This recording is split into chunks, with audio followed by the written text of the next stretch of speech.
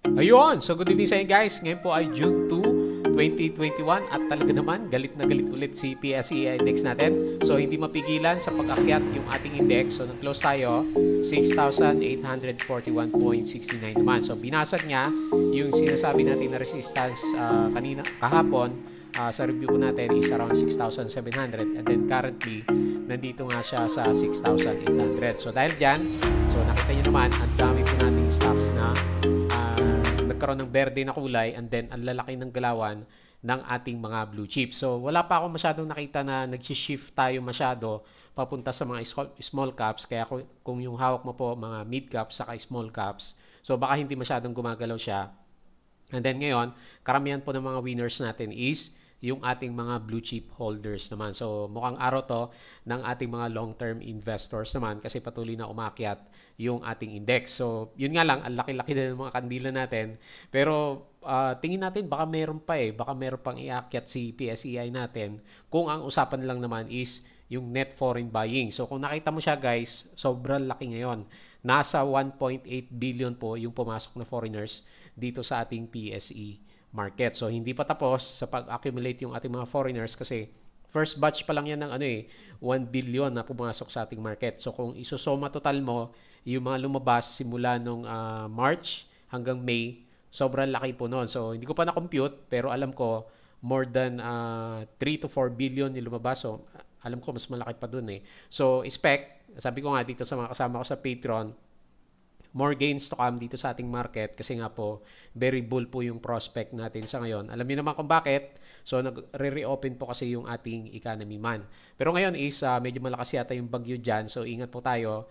So especially yung may mga napanood ako kanina mga landslides saka flash floods doon sa bandang Visayas saka Mindanao naman po natin. So ingat po kayo.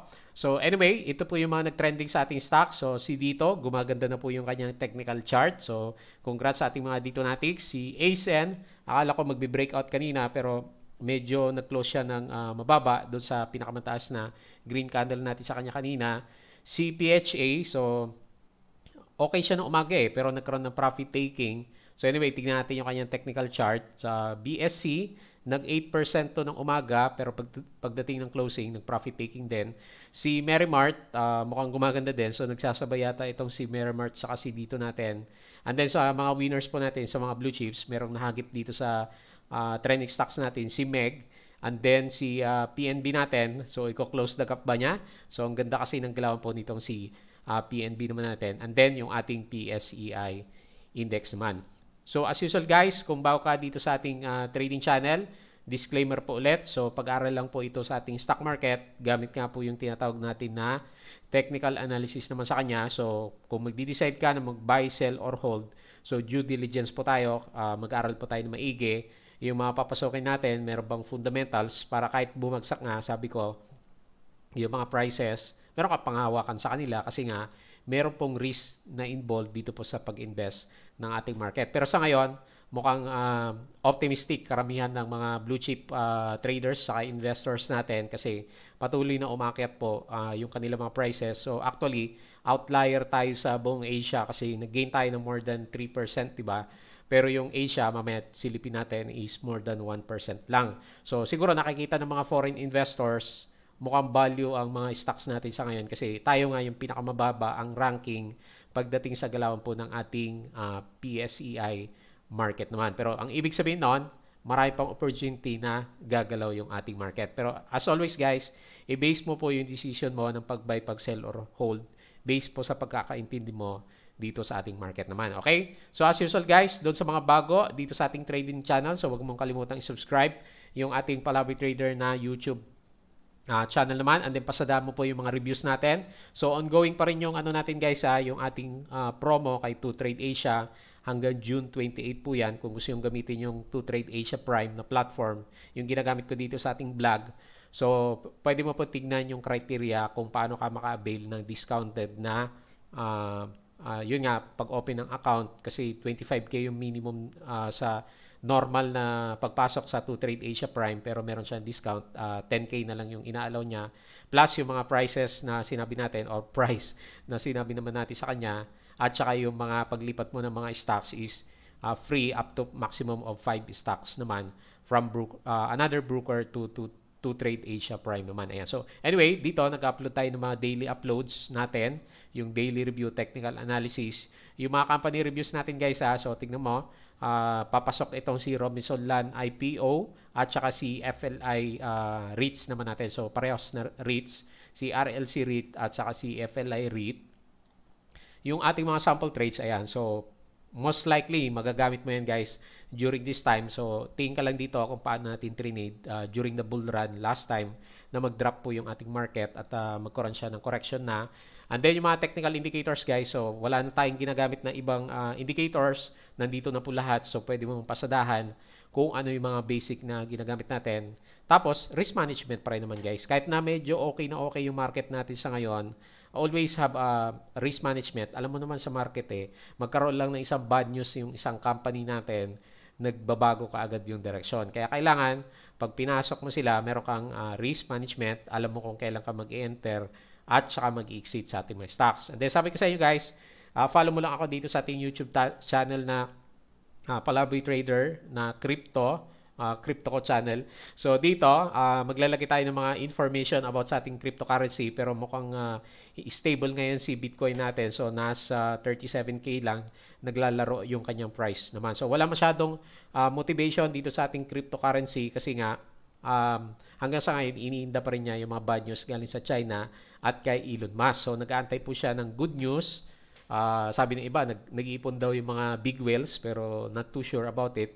Pero hanggat walang price action na maganda, so manage mo lang yung risk mo dito kay cryptocurrency natin. Kasi ganyan din naman nung PSE, di ba? Nung pabagsak siya ng pabagsak, kung hindi ka natuto na mag-stop loss sa kanya, maiipit ka talaga dito sa ating mga stocks. And then, aantay mo na lang kung kailan magre-recover yung kanilang mga price action naman. Okay? And then, follow mo ako guys dito sa ating mga social media, dito sa ating Facebook account na Palaboy Trader. So, pwede kang mag-follow dito and then tignan mo na lang kung ano yung sentiment natin for the day. Pag medyo nakatutok tayo dito sa ating market, so nagpo-post po tayo sa kanya. Ganun din po sa ating Facebook page na Palaboy Traders naman. So marami akong na-retweet guys dito sa ating Twitter account. So pasada mo na lang po yung mga nakalagay dito sa bandang baba. Pero ang main na nakita ko sa kanya na okay pa rin naman yung ating COVID cases, di ba? So umabot tayo ng 5,257 sa ngayon, so control ng ating government. Medyo nag-spike yung 7-day average natin kasi tumaas nga tayo for the last few weeks ng data natin sa kanya. Pero nonetheless, at least na-maintain natin yung cases natin. So hindi na siya umabot ng 10,000 or more than 10,000 cases per day. So ang dami kong na-repost dito kanina guys kasi medyo nakatutok ako sa market. So pasada mo na lang po yung mga nakalagay dito or kung ma-wait mo mamaya baka magkaroon tayo ng vlog sa kanya. I-explain natin, isa-isa natin kung ano yung mga na-retweet natin dito sa ating Twitter account. So follow mo ko dyan guys para pag nag-retweet ako makareceive ka po ng notification din kaagad sa kanya. And then sabi ko sa inyo guys, so open na po yung ating Palaboy Trader na Patreon account. So dito naman guys, meron tayong community ng mga traders na kasama nating nagtitrade. So kasama po natin sila. May kanya-kanyang level. So pipiliin mo na lang po kung alin yung appropriate sa'yo. Kung gusto mo ng guide dito sa ating market, pwede po yan. So naglalabas tayo ng mga videos, uploads, and then meron tayong mga Zoom chats sa mga kasama natin na nag-aaral sa stock market. Or meron din tayong mga lectures na ginagawa naman sa kanya. So tignan mo na lang po, nasa description naman ng mga details kung ano yung meron dito sa ating Patreon account. Ayan. So baka makatulong po ako sa inyong trading journey naman or pwede sabay tayo mag-aral dito po sa ating stock market. Okay? So tingnan natin yung ating to Trade Asia Prime na broker. So ito po yung sinasabi ko dun sa promo nitong si to Trade Asia. So Prime po itong gamit natin guys. So anyway, makita mo dito, ang laki ng gain natin. No? So nakakatusok sa mata ulit. Nag-gain po tayo ng 3.23%. So ang turnover value natin is, ang laki niya, no? 9.26 billion. So wala tayong masyadong nakita na single transactions na medyo malaki kagaya nangyari nung June 1st kay Mondinisi natin. Ito, talagang pinasok po tayo ng mga investors na. Although mas malaki yung transaction ng buy sa sell ng ating mga locals kasi 46% lang si foreigners. Pero titignan mo guys, yung net foreign value natin sa kanya, positive siya at 1.8 billion. So, ang laki po niyan. So, ito yung first tranche na nakita natin na sobrang laki at tingin natin is magpapatuloy na magpapaganda po ng sentiment dito sa ating market. So, sabi nga nila, we are back and then na-break out na kasi tayo doon sa downtrend direction. Pinasok na tayo ng mga foreigners. So, expect, sabi ko nga, may mga good moves pa na darating sa mga blue chips, sa mid caps, and then small caps natin later on pag medyo nagkaroon na ng profit taking dito sa ating mga blue chips. Since nandyan yung mga foreigners, expect mayroong mga shakeouts na pwede mangyari kasi medyo malalaki na rin yung mga kandila natin. Pero in the long run, since hanggat nandyan sila, nakita natin pumapasok sila, maganda yung prospect or optimistic po tayo dito sa ating market. So makita mo naman yung galawan natin sa kanya. So lahat po ng indices natin is mataas. Ang pinakamataas dito is si property. So ang sabi kasi nila, di ba majority ng mga dito sa properties natin is malalaking companies, may mga pinaparentahan sila ng mga buildings. So, di ba, inalaw na yung travel from NCR Plus to other MGCQ areas. So, kaya sabi nila is maganda ngayon yung ating mga properties. Pero anyway, halos lahat naman is ganon. Yung ating holdings, yung mga malalaking companies natin, sina Ayala Corporation, SM Investments. So, alalaki po ng ginalaw ng kanilang prices bago tayo magkaroon ng closing. So, pinitik pa sila, nagkaroon pa tayo ng kanyang magic closing na tinatawag. So, pati si finance na lang yata ang nahuhuli talaga eh. So, meron siyang 0.9%. And then, si mining, medyo umaalis muna sa mining yung mga kasama natin. And then, nagko-concentrate nga po, majority ng mga traders natin, dito po sa ating mga big caps naman. So, makita mo, pinitik si finance, industrials, holdings, property, diretsong tumaas to eh. And then, konti kay mining naman natin. And then, dito sa, makita mo sa mga blue chips natin, isa lang yung loser natin, itong si LTG, negative 1.85%. And then, pinaka-active, makita mo pala dito guys. So si SMPH, meron siyang isang spike na malaki kung nakita yung chart nitong si SMPH. So, siya yata yung pinakamalaki yung traded values for today kasi nanguna siya dito sa ating list. Pangalawa si Ali, SM, ICT, BPI, and then BDO. And then makita mo dito, ang pinaka-gainer natin sa mga blue chips is ito pong si Bloomberry. So nakita nyo, nag-spike, di ba? So alam ko kasama to dun sa yung kung napanood nyo yung vlog ko last weekends with regards po dun sa ating mga blue chips, yung staycations, 100%. Kasama si Soler Resorts natin. So pag-aari po kasi ni Bloomberry natin. So tingin ko, naging good sentiment din sa kanya. Yung ibang blue chips natin, si RRHI, so di ba, sinisilip-silip natin siya noong mga nakaraan na araw kasi bumabagsak siya as compared sa ibang blue chips, pero ngayon bumawi din siya. So yung iba, mga properties, RLC, holdings to si JT Cap, GGS, ayan si MEG, property natin yan, SMPH, 3.96%. So majority properties yung umakyat, pero halos green naman lahat. Maliban nga lang dito kay LTG naman natin. Ayan, so na-isolate yata si LTG natin . Anyway, yan po yung overall picture ng ating market sa ngayon. So, tingin tayo dito sa ating charting. So, makita mo, in-adjust ko ng konti yung resistance level natin. So, kasi bigla laki ng candle natin . So, yung support, nilalagay ko pa rin sa 6,700 at inakyat ko na yung resistance level. So, either 6,900 or 7,000 na yung pinag-usapan, which is indication na very bullish po tayo dito sa ating market. So, pero dahil medyo nag-i-spike na tayo ng ilang araw, so nasa overbought condition na po yung ating market. Ayan. So, ito yung babantayan natin. Pag medyo matagal sa overbought condition, baka prone sa profit taking si PSEI, mainly yung ating mga blue chips naman. So, nakita mo naman, parang ang kaparehas na ginagawa ng market natin sa ngayon, di ba, itong run-up na to, ilang araw lang yan . So, most likely, maraming naiiwan dito . Kasi nag-gain yung index natin ng more than 10% for the past 7 days or 6 days lang ng trading natin. So parang ang ginagawa niya, hindi ito yung ginagawa niya dito sa bandang kabila, etong run up na to. So ito yung area, nakita mo dito, for ilang araw na sunod-sunod na green si PSEI natin, umabot din siya ng around 17% na galaw.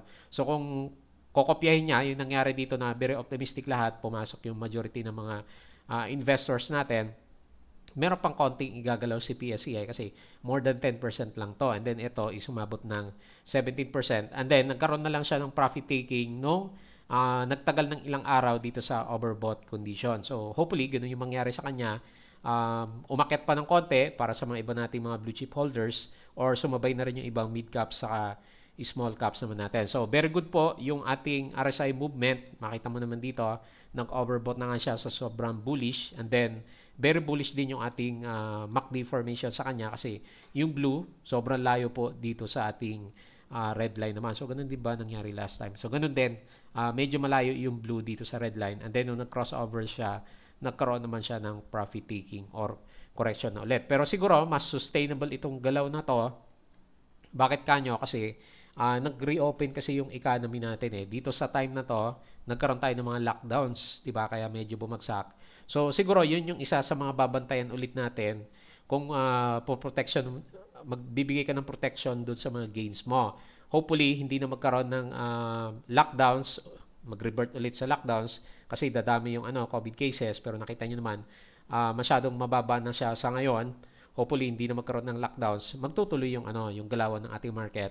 Babalik siya sa ganitong estado naman kung talagang hindi na matuloy na magkaroon pa ng mga lockdowns, kasi most likely kung wala na tayong lockdowns, magkakaroon ng konting pagluwag pa ulit sa mga restrictions na ginagawa po ng ating government naman. Okay? So, congrats po sa inyo, mga blue chip holders natin, kasi majority sila po yung talagang umarangkada ng ilang araw na po yung kanilang mga price action naman. So, konting antay lang sa ating mga mid caps sa small caps, magro-rotate din naman yung galawan ng ating market. Okay? So, pag-usapan po natin yung ating mga trending stocks. Unahin natin si dito. So, tingnan muna natin yung kanyang performance dito sa ating stocks. Type lang natin si dito. And then sa buyers, sa sellers, tingnan natin kung sino yung mga nagpagalaw ng kanyang price action. So, si dito, si call pa rin naman, no? So, mga retailers pa rin naman, karamihan po ng nagpagalaw ng price action. So, si call yung main seller, and then si call yung main buyer, pero meron siyang katulong itong si Abacus naman natin. So, may pa konti-konti ng foreigners din pala dito kay call natin, no? So meron siyang konting selling, pero anyway, overall galaw ng kanyang chart is good kasi nag-gain po siya ng 3.71%. So meron siyang konting net foreign buying, 1.2 million naman. So wala na po ako nakitang news dito kay dito natin. So most likely yung galaw po natin sa kanya sa ngayon is sumabay talaga sa good sentiment po ng ating market. So, confirm, meron siyang uptrend direction. So, kasi meron na siyang higher low. So, i-clone ko lang to para makita natin yung next na move. Potentially, kung ma-break natin tong 10.3, which is malapit naman na, baka magkaroon tayo ng pwede nating i-adjust yung ating next na resistance level. So, pag very bullish ka dito sa 11.2 yung pwede nating ilagay. Pero ngayon, lagyan natin ng restrictions ng konti kasi wala pa naman tayong ibang news na natatanggap sa kanya. So, anyway, pwedeng dito muna ako mag-reference bago tayo dito sa gap tumingin kasi last time tumingin tayo sa gap hindi naman niya na-break. So, dito muna tayo, 10.7. Expectation natin, meron pa siyang mga upside as long na optimistic po yung ating market sa kanya. So, meron siyang konting volume, no? Hindi ganun kalaki pa rin as compared last time, pero at least nandiyan yung volume, and then yung price action is maganda. Makita mo naman yung galawan po ng ating RSI is talaga naman meron po siyang clear direction na upward momentum. So yun yung mga gusto natin at hinahanap-hanap po natin sa ating mga stock. So yung blue line nasa taas ng red line, pero hindi mo pa masyado makita na pa-upward yung direction nitong si MACD, pero ilang days na siya above ng ating red. So indication may bullishness po dito sa ating market. Ayan. So, anyway, congrats doon sa mga dito natics natin at nabuhay na po ulit yung ating mga kandila. Hindi kagaya last time, pag tumingin ka dito, 1 month ago, 2 months ago, around April, puro red candle po yung nakita natin sa kanya. Pero ngayon, makita mo, mas marami na ng konti yung ating mga green candle naman. So, ibig sabihin, may pwedeng rally na mangyari din sa dito CME holdings naman natin. Okay po. So, yun po yung ating nakita. So, no major news. Next natin si ASN. Natin kung ano nangyari dito kay ASN. So, kaninang umaga, akala ko magbe-breakout na diretso ito si ASN. Pero anyway guys, makita mo naman, nag-glide na sa malapit sa MA9 yung price action. So, Okay na to, okay na to. Mas maganda na tong galaw nitong si ASN. Although yung overall picture, pag nag-base ka dun sa mga previous reviews, di ba 6.5 yung nilalagay ko na support. Lagay ko lang ulit para makita natin. And then, yung resistance natin is 7.8. Pero makita mo, mas malapit na ngayon itong price action natin dito sa 7.8. Plus, medyo visible na yung breakout niya dito sa ating downtrend direction. Ayan, oh. So, i-drawing ko na maigi para makita natin. Ayan, oh. So, actually, akala ko didiretso na to na i-try niya i-break yung 7.8 kanina umaga. Kasi nga, yung candle natin dito is maganda na siya. So, may mga nakita tayo mataas kanina umaga eh. Pero ngayon, nung magkaroon ng profit taking, so medyo umurong yung price action. Pero makita mo, yung drawing ko sa kanya na descending trend lines, medyo nakasilip na po yung price action. So kung ma-maintain niya yung current location plus above ng MA9, malaki yung chance i-break niya tong 7.8 level naman natin. Plus, nandiyan pa rin naman yung ating volume sa kanya. So makita mo naman, yung RSI move is very smooth. Meron siyang direction, trend direction plus yung ating MACD level naman. So, meron tayong net foreign selling dito kay ASN eh. Hindi siya, nagtaka nga ako ba't net foreign selling siya for today kasi nga may gain naman siya. So, nag-gain siya ng 1.5%. So, net foreign selling tayo kaya siguro medyo umurong yung price action ng negative 15.9 million. So, medyo lumabas muna. So, ang nagbenta sa kanya is CLSA. Ayan. So, ito yung foreigner natin na nagpahirap kay AC Energy. So si Col saka Citisec yung nagtulungan para pagalawin po yung kanyang price action. So nagtagumpay naman sila kaya nga lang medyo lumabas itong si CLSA naman natin. Pero nonetheless, price action wise, okay din naman itong si ACN natin. Hopefully ituloy na niya. So mag-retouch ulit dito sa 7.8 pag medyo nakawala yan. Medyo mas maganda yung next na resistance kasi mas mataas na.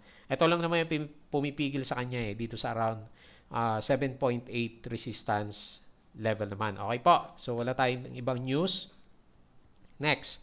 Ito yung medyo undecided pa rin si PHA natin. Pero nonetheless, at least okay po yung yung candle natin. So nag-green naman siya. So, di ba sabi ko sa inyo, watch out lang yung susunod na candles natin pag medyo bumagsak sa ilalim ng trend lines na dinodrawing natin. So, medyo safe naman siya for today. So, nagkaroon ng konting upward direction yung RSI plus yung ating MACD. So, yun nga lang, yung volume pa rin natin guys, medyo mahina pa rin. So, kita mo naman, di ba? Ayan o. So, kita mo nung malakas yung upward direction, ang lalaki ng volume. And then ngayon, halos pa konti-konti lang yung volume, di ba? Pero at least, pataas naman yung yung direction niya. Ayan. So, watch out mo lang maigi. Wag lang siyang babalik dito sa ilalim ng MA20. Okay pa rin naman ang technicals nitong si PHA natin. So, siguro, ang magiging catalyst lang nitong si PHA po natin is kung maglalabas ulit siya ng mga additional na disclosures with regards po sa increase in authorized capital stock. So, yung mga dates kasi yung inaantay natin, hindi pa naman niya sinasabi. Tapos yung SRO is third quarter, yung sinabi niya dun sa last disclosure. So, wala pa namang definite dates. Kaya hindi pa siguro makapag-decide yung ating market sa kanya kung ano ba, itutuloy niya yung pag-akyat or magkakaroon siya ng retest dito sa mga support sa babang level naman. Pero anyway, based sa price action, so nagkaroon naman siya ng mga higher low formation. Hopefully, ituloy niya po yung galaw nitong si PHA naman natin. So, tingnan natin yung kanyang galawan dito sa mga buyers sa sellers natin.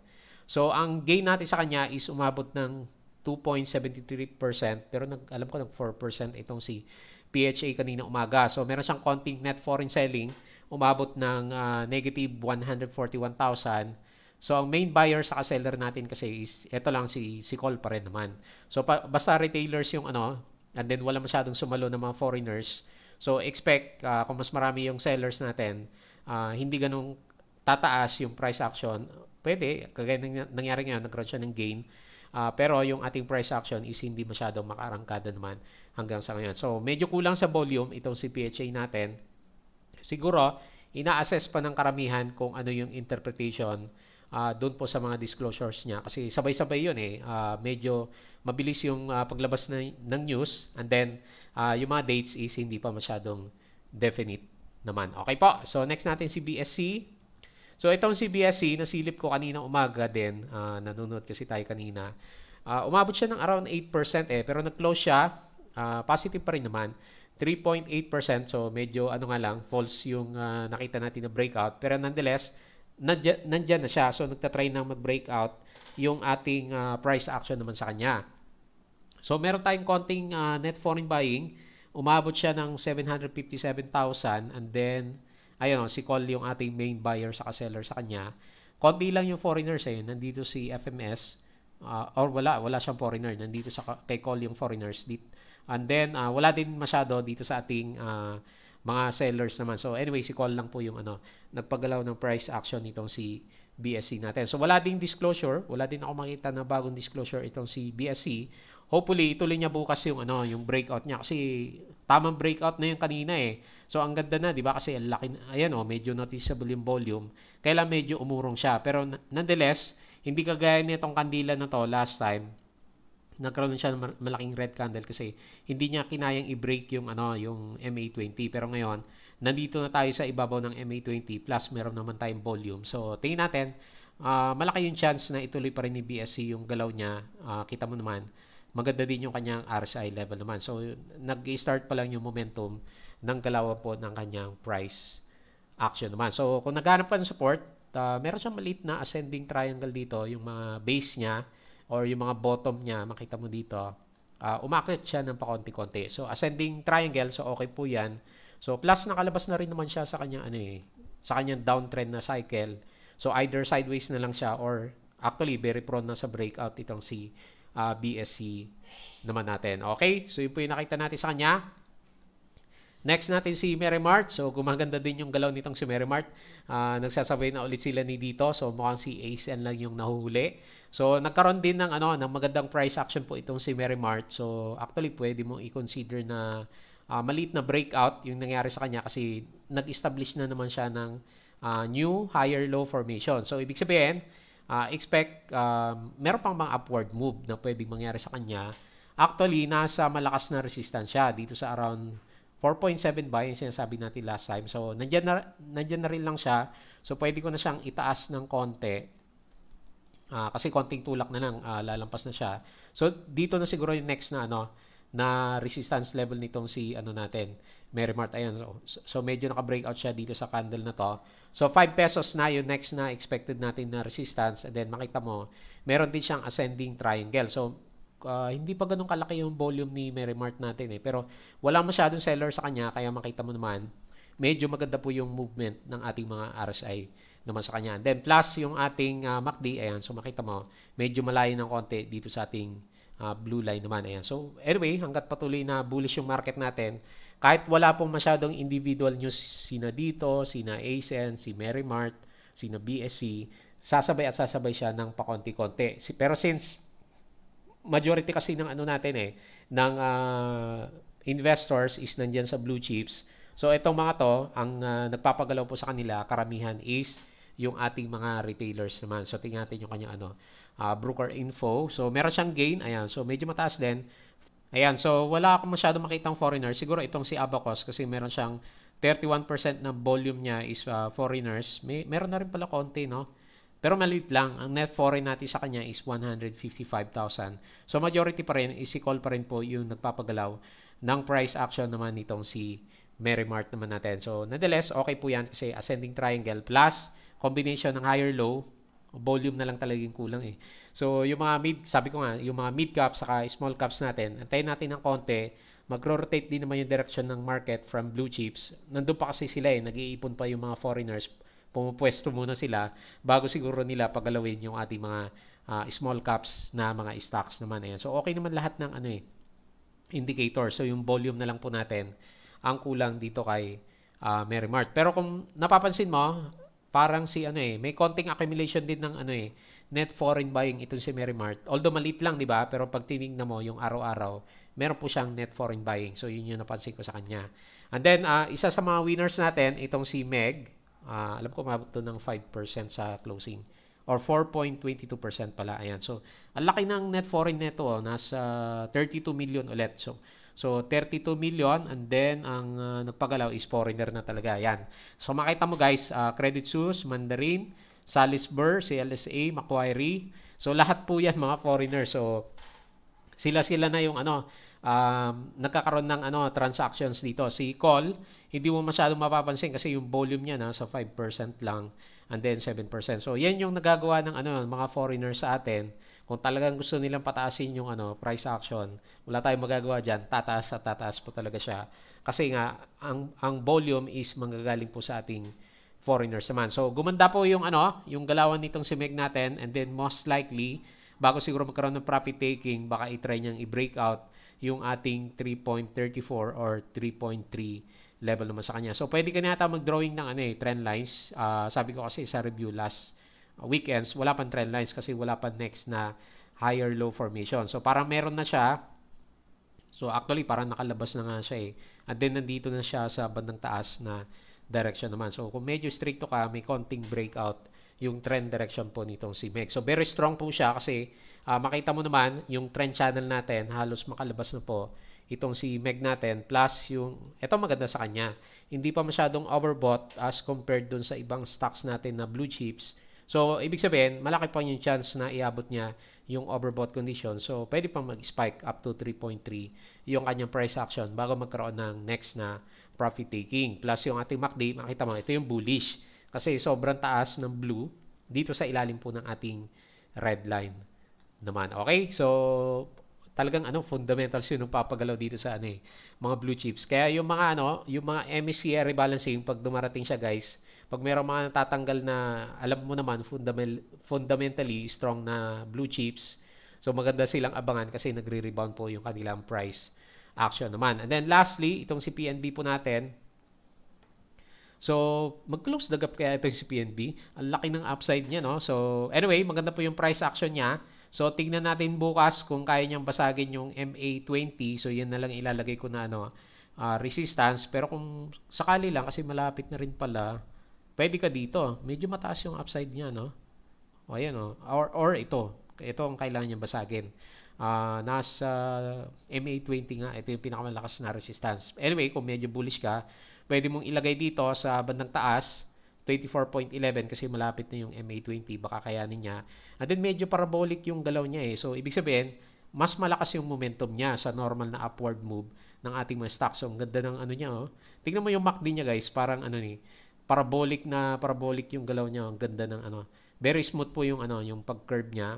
So, congrats po dun sa mga yung mga nagtiis dun sa drop natin after magkaroon niya ng property dividends. So, kita mo naman, talagang gusto niyang i-close yung gap, no? So, parang yung nangyari kay GMA natin, no? So, anyway, tingnan natin, hopefully ma-close niya yan, itong malaking gap na to. Most likely, i-close niya kung diretso po na ilang buwan na maganda po yung ating market. Kasi last time naman, umabot siya dito sa around 31 pesos naman talaga. So, anyway, tignan po natin. And then, ang pinaka-catalyst natin sa kanya, may nilabas na news na naman kasi itong si Inquirer natin. So, yung pa rin namang dividend stocks niya.